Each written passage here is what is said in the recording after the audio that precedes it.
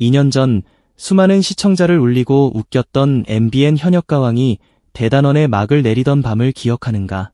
조명이 꺼지고 음향이 멎었어도 그 무대에서 튀어나온 이름들은 여전히 우리 일상 속에서 반짝이고 있다. 방송이 끝나자마자 누군가는 전국을 누비며 행사비가 수십 배로 뛰었고, 누군가는 아예 1인 기획사를 차려 수억 원대의 자산을 직접 굴리기 시작했다. 오디션 끝나면 다 잊혀진다. 는 상투적인 말이 통하지 않는 사람들이 바로 이들이었다. 그래서 오늘 우리는 묻는다. 현역가왕 출신 탑7의 지금 통장 잔고는 어디까지 차올랐을까? 그리고 우승과 순위가 진짜 경제력을 설명해 줄 수 있을까?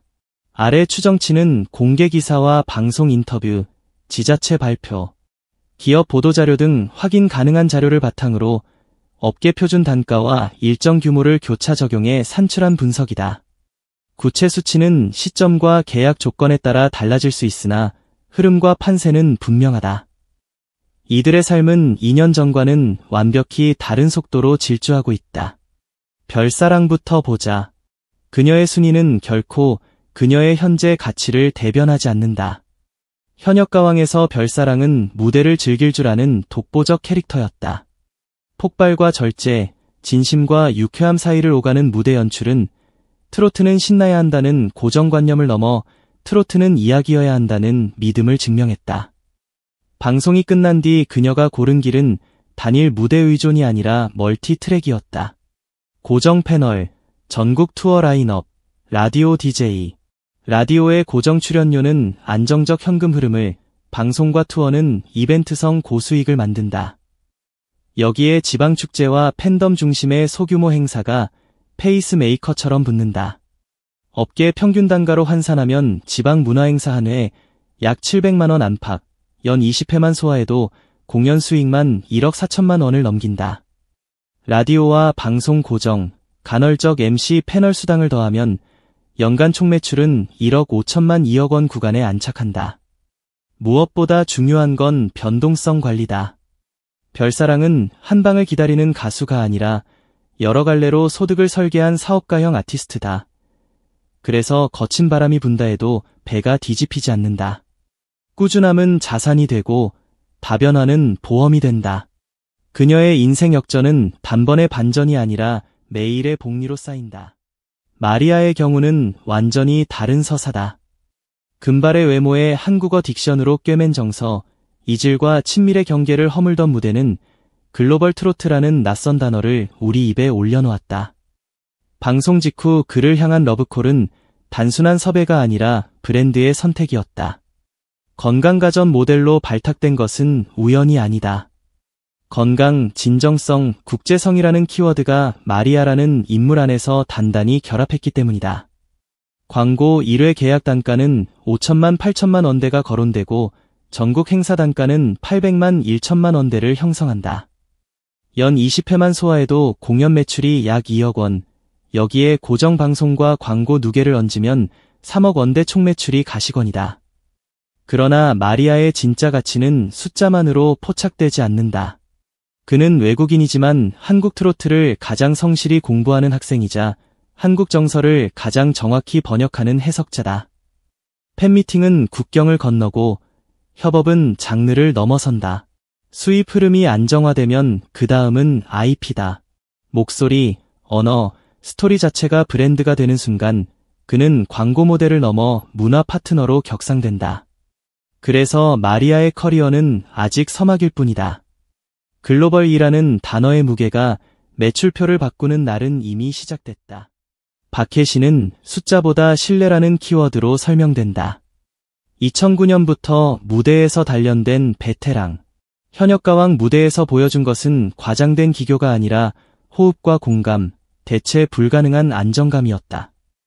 프로그램 이후 그를 호출한 곳은 유독 지자체와 공공행사였다. 이유는 간단하다. 행사 주최 측이 가장 두려워하는 것은 변수이고 박혜신은 변수 없는 결과를 낸다.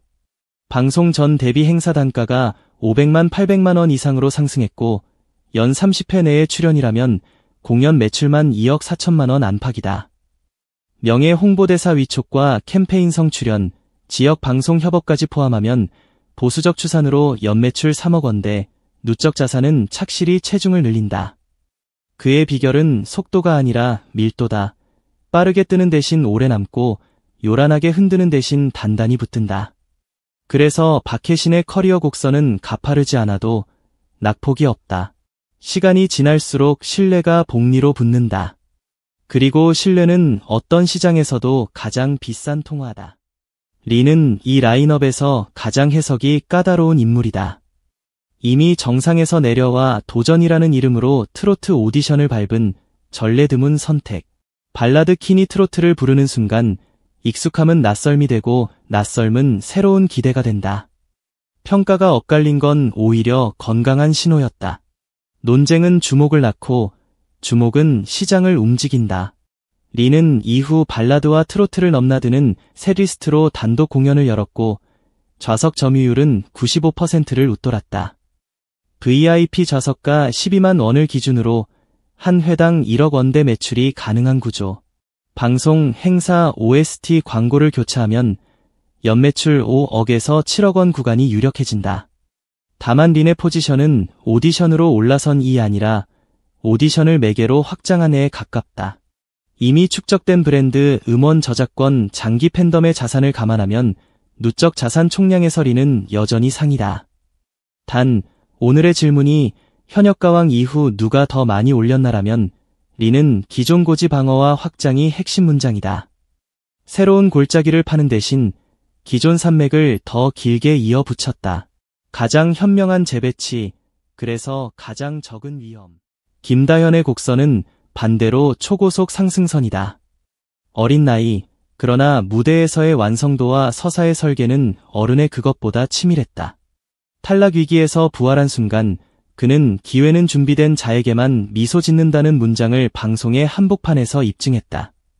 깽가리 퍼포먼스로 확장한 리듬감, 발라드와 민요 사이를 잇는 감성의 교차, 그리고 무엇보다 수익의 주도권을 스스로 잡으려는 의지가 김다현을 10대 CEO로 만들었다. 행사 단가 평균 1천만 원, 연 30회면 공연 매출만 3억 원, 광고, 방송, 지역 캠페인 모델료를 합치면 연매출 4억에서 5억 원대. 아직 성장의 여백이 넓다는 점이 중요하다. 10대에 세운 브랜드가 20대 초반에 어떻게 확장되는지 그 전 과정을 팬덤이 목격하고 있다는 사실 자체가 거대한 자산이다. 그가 한 곡 한 곡을 발표할 때마다 쌓이는 조회수와 플레이리스트의 점유율은 장기 저작권 수익의 초석이 된다. 어른들의 테이블에 앉아 숫자를 논할 때 김다현의 이름이 가장 빠르게 커졌다. 곡도, 몸값도, 기대도. 마이지는 이제 떴을까 라는 질문이 따라붙는 가수다. 20년 가까이 무대를 지켜온 실력자였지만 현역가왕 이후 그는 드디어 얼굴과 이름과 팬덤을 동시에 얻었다. 송판을 깨뜨리며 폭발하던 퍼포먼스는 단지 이벤트가 아니었다. 그것은 장악의 다른 표현이었다. 무대를 장악하고 카메라를 장악하고 시청자의 감정선을 장악했다. 그날 이후 일정표는 촘촘해졌다. 전국 투어, 고정 출연, 지자체 행사, 예능. 행사 단가는 800만 1,200만 원 구간으로 추정되고 연 40회를 소화하면 공연 매출만 5억 원대. 협찬과 방송을 더하면 6억에서 7억 원의 연매출이 가늠된다. 중요한 건 지연된 스타덤이 가진 폭발력이다. 긴 연습기와 무명의 시간이 실력의 체력으로 환산되어 갑자기 찾아온 스케줄 폭격을 버티게 한다. 이 구조가 2에서 3년 지속되면 누적 자산의 곡선은 급격히 우상향한다. 마이진의 전환점은 이미 지났다. 이제는 확장의 길뿐이다. 가장 무서운 실력자는 늦게 알려진 실력자라는 사실, 그가 증명했다. 그리고 왕관의 주인 전유진. 무관의 제왕에서 진짜 가왕으로. 방송이 시작되기도 전에 회자되던 이름이 압도적 함성 속에서 현실이 된 순간 시장은 대답했다. 꼬마 인형이 공개 하루 만에 100만 뷰를 넘길 때 사람들은 알았다. 지금 일어나고 있는 일이 단지 오디션의 승부가 아니라 산업의 판도라는 것을. 그는 발라드형 이미지에 갇히지 않기 위해 아름다운 강산에서 샤우팅으로 자기를 깨뜨렸고 그 파편으로 새로운 전유진을 창조했다. 이후의 행보는 경제학 교과서에 실려도 될 만큼 명료했다.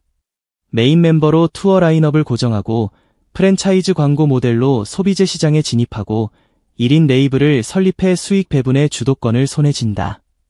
행사 단가는 우승 직후 1,200만 원 이상으로 상승했고 투어와 방송이 촘촘히 깔린 해에는 공연 매출만 수억 원대를 형성한다. 광고료와 디지털 음원, 유튜브 채널과 콜라보 IP까지 더하면 연매출 8억에서 10억 원 구간이 현실적이다. 기획사를 통한 외주형 커리어가 아니라 자기 레이블을 통한 내주형 캐시플로우라는 점이 핵심이다. 수익의 속도와 통제의 밀도가 동시에 높아지는 구조. 그래서 전유진은 오늘의 수입도 높지만 내일의 잔고가 더 빨리 불어나는 모델을 갖고 있다. 여기서 질문은 자연스럽게 한 지점으로 모인다. 그렇다면 현역가왕 출신 중 지금 당장 최고 자산가는 누구일까? 답은 기준에 따라 달라진다. 누적 자산 총량으로 보면 기존 활동 경력과 음원 저작권, 대형 공연의 히스토리를 가지고 있던 린이 가장 유력하다. 이미 쌓아 올린 산맥 자체가 크기 때문이다. 그러나 현역가왕 이후 2년간의 증가분을 기준으로 하면 판이 달라진다. 가장 가파른 우상향선은 전유진이 그렸다. 레이블 설립으로 인한 배분율 개선, 산업 전반에 걸친 IP 확장, 광고와 투어의 교차 배치. 숫자만 놓고 보면 연간 수입 톱은 전유진, 누적 자산 톱 후보군의 한 축은 린, 장기 성장률이 높은 곡선은 김다현과 마이진, 안정적 현금 흐름과 변동성 최소화의 표본은 별사랑과 박혜신, 글로벌 확장성의 프리미엄은 마리아가 쥐고 있다. 오디션이 한 번의 점수로 선을 그었다면 그 이후의 2년은 여러 개의 그래프로 곡선을 그렸다. 그리고 그 그래프들은 서로 다른 축에서 동시에 1등을 만들고 있다. 우리는 흔히 돈을 결과라고 생각한다. 하지만 이들의 숫자는 결과가 아니라 방법이다. 별사랑은 다변화로 리스크를 관리했고 마리아는 언어와 정서를 연결해 광고 시장의 문법을 바꿨다. 박혜신은 신뢰를 상품화했고 리는 장르를 재배치해 팬덤의 결을 확장했다. 김다현은 브랜드의 주도권을 본인에게 귀속시켰고 마이진은 실력의 체력을 현금화했다. 전유진은 구조를 바꾸어 속도를 만들었다. 그래서 이들의 수입표는 숫자 이상의 이야기다. 급등과 급락 사이에서 균형을 잡는 법, 대중성과 예술성 사이에서 브랜드를 세우는 법, 팬덤과 시장 사이에서 선순환을 만드는 법, 그 모든 노하우가 이들의 매출과 잔고에 오롯이 새겨져 있다. 물론 이 모든 분석은 시점과 계약에 따라 달라질 수 있다. 단가가 오르면 횟수가 줄고 횟수가 늘면 단가가 조정된다. 병행하는 프로젝트의 성격과 규모에 따라 비용 구조도 변한다. 그러나 그 모든 변수를 감안해도 달라지지 않는 사실이 있다. 현역가왕은 누군가의 커리어를 증명했고 누군가의 브랜드를 재발견하게 했으며 누군가의 시장 가치를 폭발시켰다는 점이다. 2년 전 무대에서 울던 목소리는 이제 은행 계좌에서 현실이 되었고 편집실에서 설계하던 장면들은 일정표 위에서 물리적 시간이 되었다. 그게 바로 오디션 이후의 진짜 이야기다. 이제 마지막 장을 덮기 전에 당신에게도 질문을 남긴다. 당신이 사랑하는 그 가수의 이름 옆에 가장 놀라운 그래프는 무엇이었는가? 하루아침에 뛰어오른 단가였나? 매달 단단히 쌓이는 고정 수입이었나? 아니면 팬덤과 로열티가 만들어낸 장기 IP의 힘이었나? 댓글로 당신의 1위를 남겨달라. 어떤 기준으로 보든 한 가지는 분명하다. 2년 만에 억대 자산가로 도약한 사람들, 현역가왕 탑 7의 현재 수입과 자산은 더 이상 가능성이 아니라 현실이라는 것. 그리고 이 현실은 내일 또 다른 최고가를 갈아치울 준비를 끝내고 있다는 것. 쇼케이스의 커튼은 이미 열렸고 다음 장의 타이틀은 우리 모두가 알고 있다. 현역가왕 출신 중 최고 자산가는 누구인가? 오늘의 답은 전유진의 속도와 린의 산맥, 김다현과 마이진의 성장률, 별사랑과 박혜신의 안정성, 마리아의 확장성 사이에서 부유한다. 내일의 답은 그들의 새로운 계약서와 무대, 그리고 당신의 함성 위에서 정해질 것이다.